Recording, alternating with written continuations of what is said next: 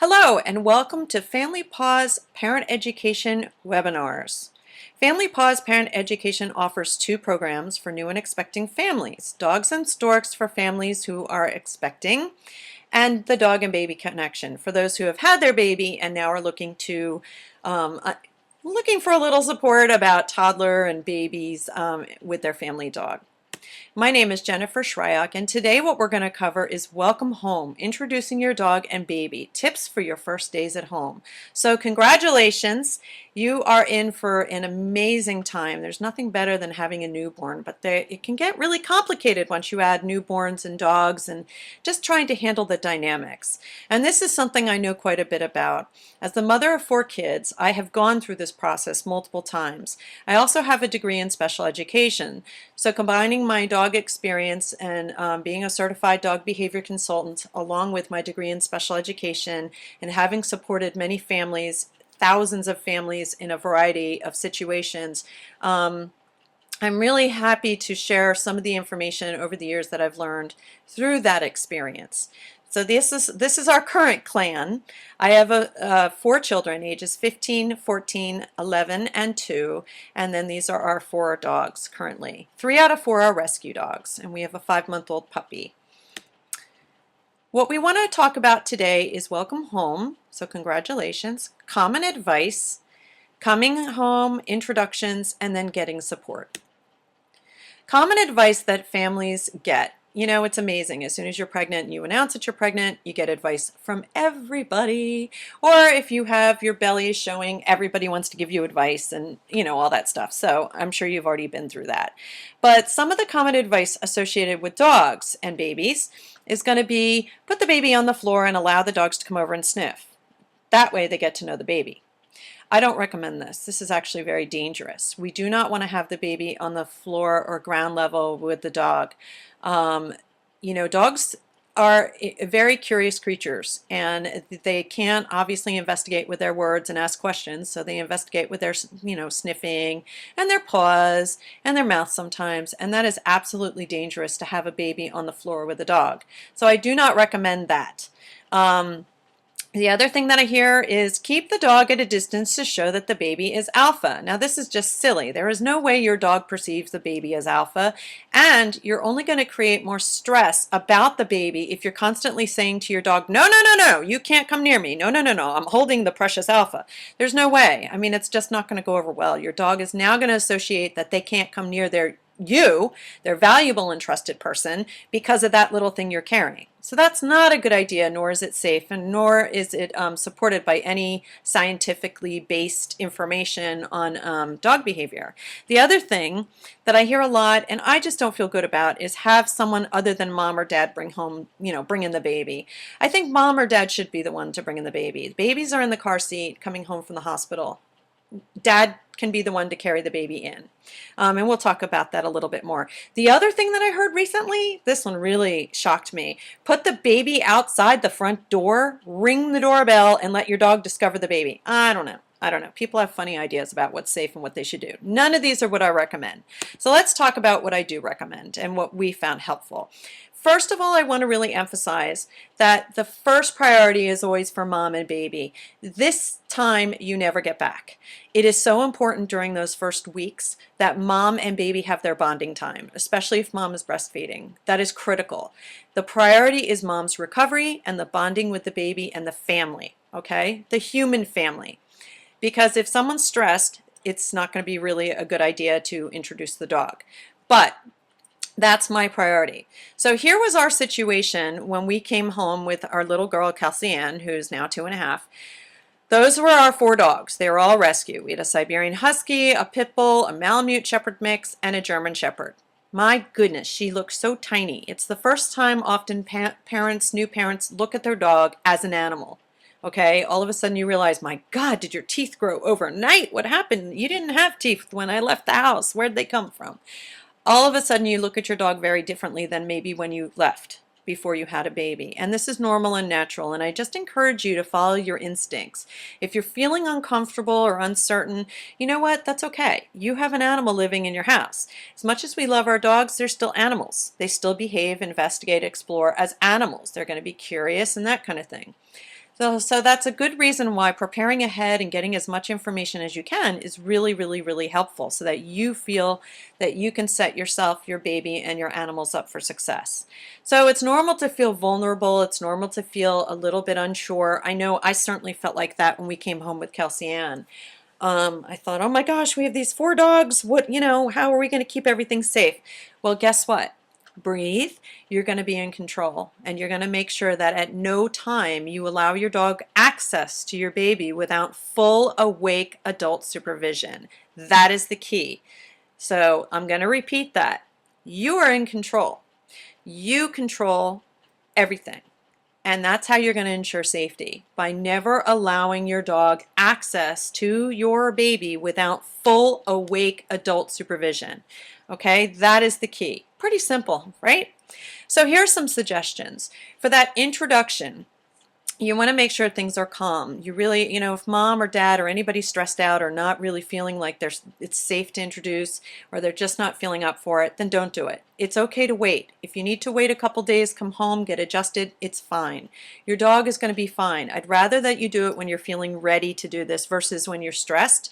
So if you need to board your dog for a few days, that's totally okay. A lot of people feel guilty about that and feel like they have to rush this process. Please don't. Don't rush the process. You don't get those moments back with your newborn, so take your time with this. I'd rather the introduction is a successful one versus a stressful one that can lead to some negative association.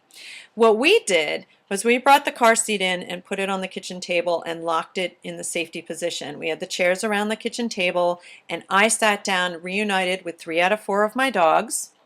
I did say 3 specifically for a reason we'll cover.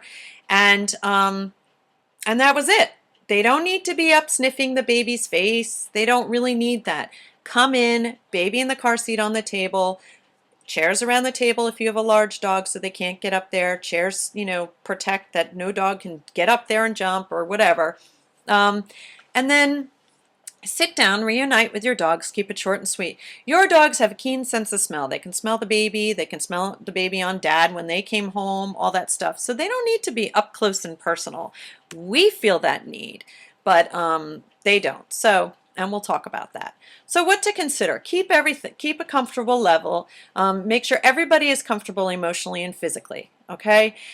Birth is not easy, folks, and those of you who have gone through this understand and know that. Sometimes you're not feeling physically capable. Sometimes you're not feeling physically able to handle this situation. And, I know my back was killing me. Other things were killing me. So you need to take all that into consideration. Are you up for it? What else is going on? Are you having a lot of guests in the house at the time that you come home? If so, you know what? Maybe the dog doesn't need to be a part of that, because chaos and lack of attention, sometimes that's not a good mix. Keep things short and successful. Keep in mind that different families have different needs. So what worked for your aunt or someone else or your friend may not work for you. Go with your comfort level. Do what works for you, as long as it's safe, okay? Different dogs have different needs. This is also really important. We can't assume that what works for one dog is going to work for all dogs. I can tell you, out of the thousands of homes and families I've supported, there is no one right way. Some dogs it takes weeks, some dogs it takes a day. Even with my 4 dogs, as you're going to see, there are different ways that we did introductions. So let's talk about that. Different dogs have different needs. So up at the top left was my Malamute Shepherd mix. She was really easygoing. She was also a senior. She'd been through this before, but that does not mean that she would willingly accept a newborn at this stage of her life. Okay, I'm going to repeat that. Just because a dog has been around a newborn before does not mean you have the green light for all newborns.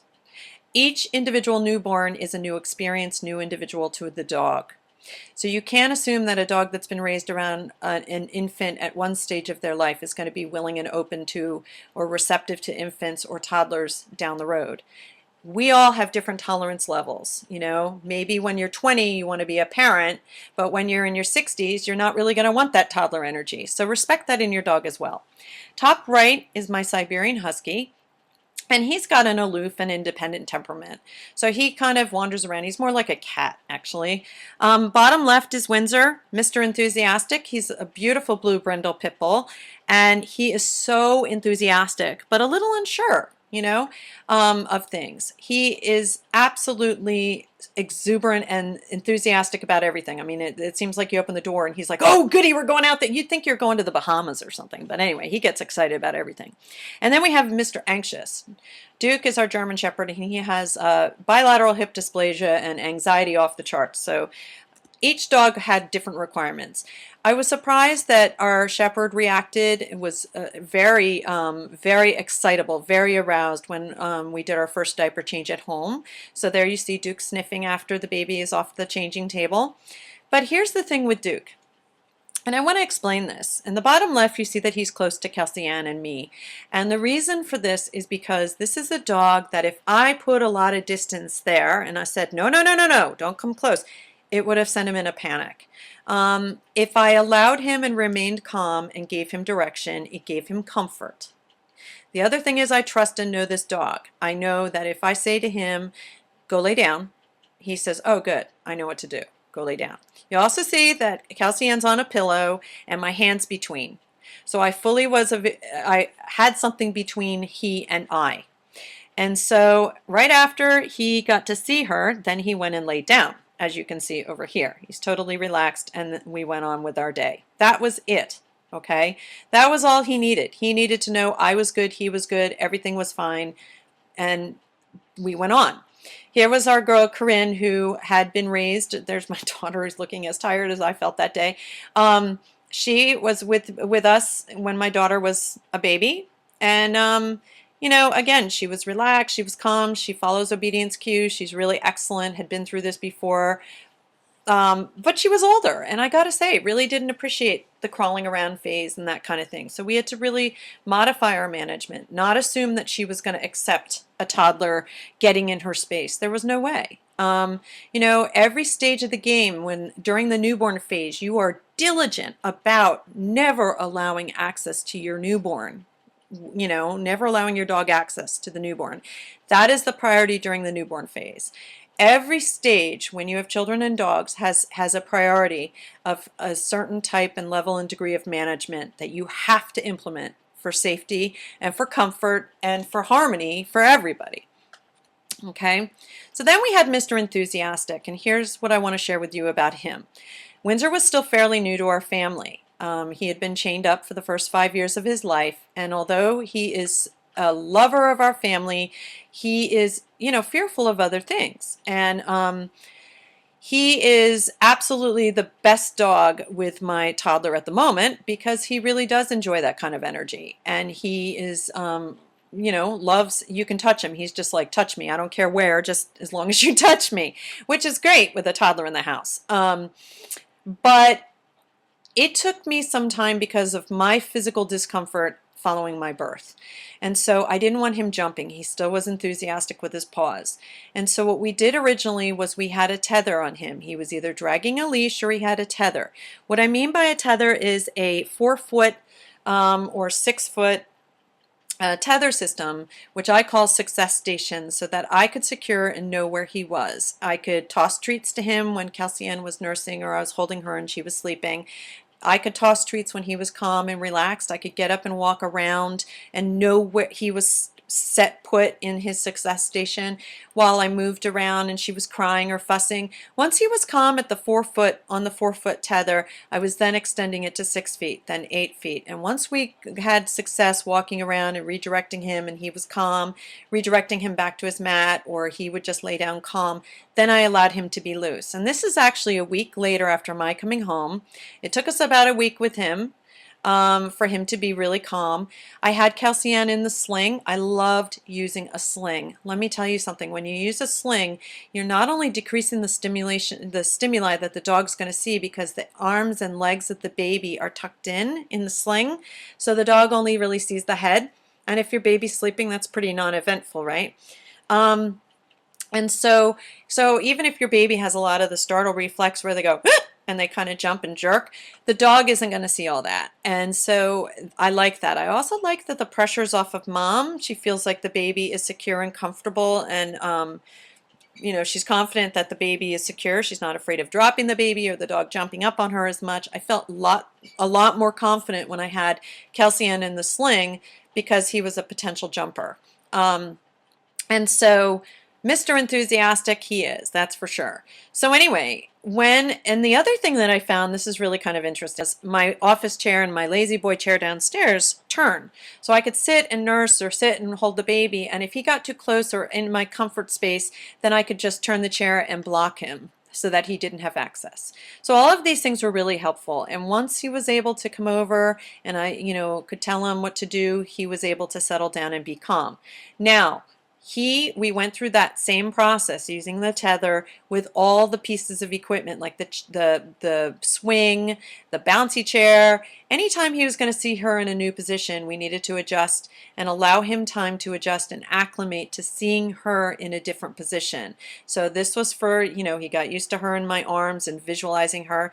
Now, even though this is the first time I let him really close to Kelsey Ann was a week later, that doesn't mean he wasn't included throughout the first week we were home. He was, but he was on a leash with my husband or on a leash with me while my kids or my husband were holding the baby. So he was constantly seeing Kelsey Ann. It's just that, because he was still jumpy and excitable, I wanted to make sure that he would be able to settle and I was ready to handle that and redirect him in a calm way. And so it was more about my comfort level than any real danger or anything like that. So, and he did beautifully. He did beautifully once we were ready to do that next step. But I had him dragging a leash, so I was able to step on it should he choose to jump. And actually, it took me like a week to get the sling out. I don't know. We swaddled for the first week, and then I was like, oh, yeah, what about the sling? So that was a really good discovery, and I realized I felt so much more confident when I held the baby in the sling. So that's something I hope is helpful for you. But different dogs have different needs. Here he is on, earlier on, in the first week. Kelsey was born on the 20th. And you can see this is like our second day home, and he's on his mat and he's got a leash on. So, that's what we did. We might use a gate or something like that, but he was included with the family, but just we were doing everything at our pace. When I wasn't including him, he would have a frozen marrowbone or stuffed Kong or something good and yummy that he could enjoy. And so that worked out well for him too. So he got to have some positive goodies when he wasn't being able to be with me. Okay, this is the most important thing I want everybody to keep in mind. Never, ever, ever, ever allow your dog access to your newborn without awake adult supervision, full awake adult supervision. And, that is the only time we really run into complications with newborns and dogs. Here are things to consider that lead to some of that. Is sometimes, if you've had a C-section or you've had a difficult birth, sometimes you leave the hospital with medication that can leave you sleepy or groggy. You want to make sure that your dog does not have access. So when we talk about sleeping at night, what I recommend is that if your dogs normally sleep in your bedroom, that they're crated or they're tethered. They have a success station so they don't have access when you might be sleepy. Hopefully you'll have a good night's sleep and hopefully you won't wake up, but we do not want your dog to wake up if the baby cries and be the first responder. We always want you to be the one that's the first responder to your baby.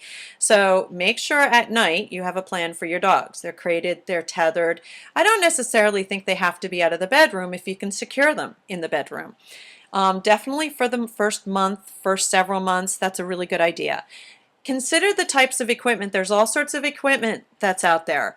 A lot of times we are multitaskers. We do a lot of things at one time. I know myself, even when I lay down to nap, I might have my BlackBerry, my Kindle Fire, I might have all sorts of things, be doing email, all these things, listening to my iPod and playing a game at the same time. We are multitaskers. It is normal and natural for a new mom to put the baby down, think they're sleeping, and go run and do something, whether it's go to the bathroom or brush their teeth or whatever.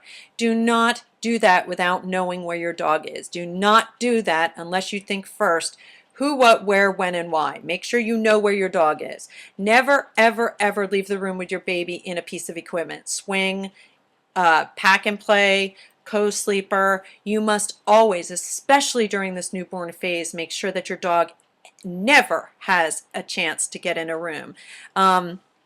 Consider location of equipment. Where is it close to some place a dog usually was, hanging out, that kind of thing. Other people helping out and knowledge of your rules in the house. You want to make sure that everybody in your household is following the same kind of diligent rules that you have. That is critical. Not, as a mom, you're going to be diligent. Not everybody's going to follow that maternal instinct or the paternal instinct. Not everybody's going to do that. So you want to be sure that you're on top of things. People helping out, caretaking with the baby, with your dog in the house, you must be sure everybody's on the same page and you follow those guidelines. Okay. Be positive there's no access. I mean, sometimes our system fails us, right? Sometimes you have a door that the dog can nudge open, or sometimes you might have French doors where, decorative French doors inside your house that you think, well, they're closed. But if your dog can push it open or you can push it open, that's not safe. So what you want to make sure is that if the baby's napping or sleeping, that a solid wood door is closed and to prevent access. And I close it and push on it to make sure it's not going to open. And if you need to, put a hook and eye kind of lock to be sure. If you've got other kids in the house or other people in the house, put a lock out of kids' reach, or put a sign up that says, baby sleeping, no dogs allowed, something like that. But never allow, don't assume that if a door, is closed, that your dog is not going to try to nudge it open if the baby's crying. You can't assume that. And you need to double check and make sure that you're providing a safe, foolproof kind of option. I know I would close the door and and have a gate up so that they couldn't get past the gate, but then the other door was closed. So those are just, I always double checked, especially with a newborn. You're in control of that. You're in control of setting your house up for success. You can have the baby, in the first couple weeks, your baby's in your arms, sometimes in activities on the floor. Have a plan. Do the who, what, where, whens, and how. Go through that with your spouse, your partner, with anybody who's going to be helping you. If you've got a postpartum doula coming in or a baby nurse or something, go over this with them. This is critical. This is the key to your success. Make sure everybody's on board and post your rules on the refrigerator. Remember that this is not forever. This type of management and system and this high level of being diligent, this will pass, but it takes time. Your dog, just like you're getting to know this little being. You can't expect your dog to know this baby. It takes time. It takes consistent inclusion of your dog on a daily basis in a safe way. So using tethers, that kind of thing that we talked about, including them in the daily routines, is a great way. And we have a webinar on that specifically talks about ways to include your dog safely so that they can, get familiar. They can develop a bond through familiarity. That way your baby's not a novelty. When you first come home, your baby's a novelty. Your dog has no idea what this is. They have no idea, and you've got to act that way. So protect your baby. Remember that this is not forever, okay? Crate, gate, tether, rotate, you're in control. Keep it simple. And get support when you need to. Follow up with your basic manners. When you give your dog a cue and you tell them what to do, they can be successful. Then they feel relief because they know what's expected. They know what to do. Have special frozen treats ready. I got to tell you, there's nothing that makes me happier than looking in my freezer in the lower bottom shelf and I see all my frozen marrow bones stuffed with goodies for my dogs and Kongs that are filled and stuff. If you've got people coming to your house, have them stuff Kongs or a food dispensing toy, freeze it, do a bunch of them so that when your dog, when you can't tend to your dog's needs, they've got goodies that they can have. Measure their food out in the morning and use it throughout the day as reinforcers. So when you're, sitting and nursing, and we have a handout on our resource page on familypaws.com. We've got a handout for 3 simple activities that you can do, even on those crazy days.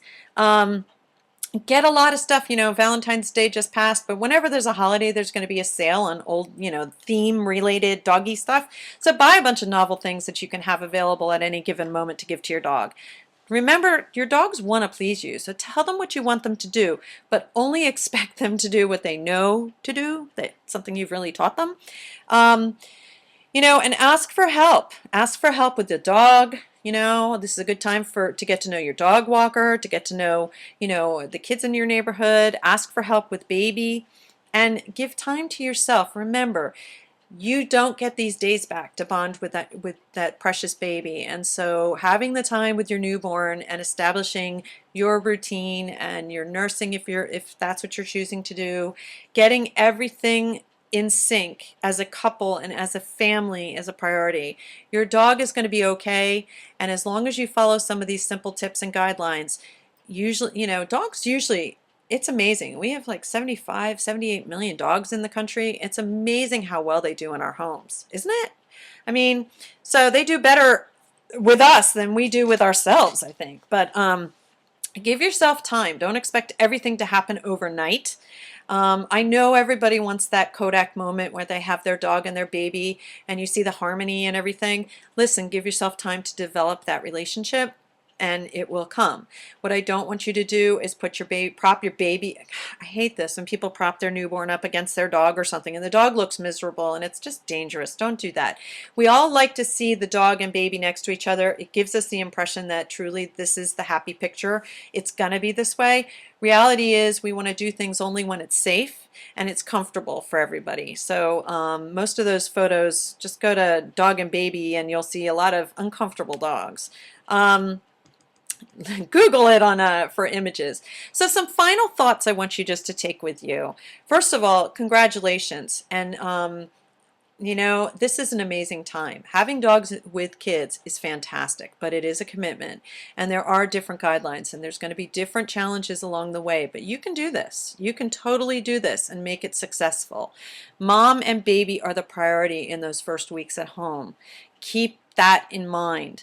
If it feels unsafe, trust your gut. Reach out for help. Okay, you can always look at our website or reach out to a professional and ask them questions. Keep introductions short and sweet. There's no need for a dog to be up close and too personal. There's no need to make it a long event. There's no need to say, oh, look at the baby, look at the baby. We don't need to do that. The baby is more important to you than to your dog. Trust me, I'm sure you've brought home Domino's or Chinese food, and I'm sure that was much more interesting to your dog than your baby is, so hopefully, but it's true. And so different dogs have different needs, and that's important to keep in mind. So know your dog. Think about that. What are your dog's needs, and get support when you need it.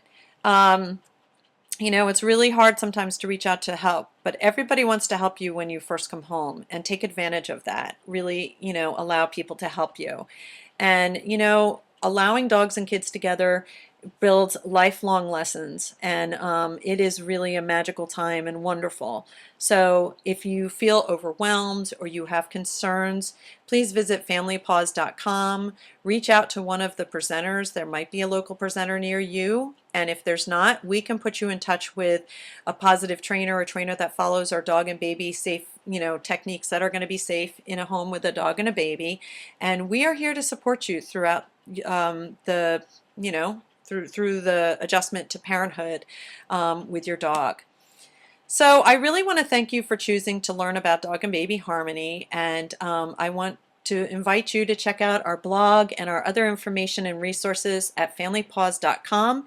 And please enjoy your baby and enjoy your family, and there's no greater gift than what you're experiencing right now. So until next time, I'm Jennifer Shryak, and thank you so much for becoming more educated and helping to create harmony.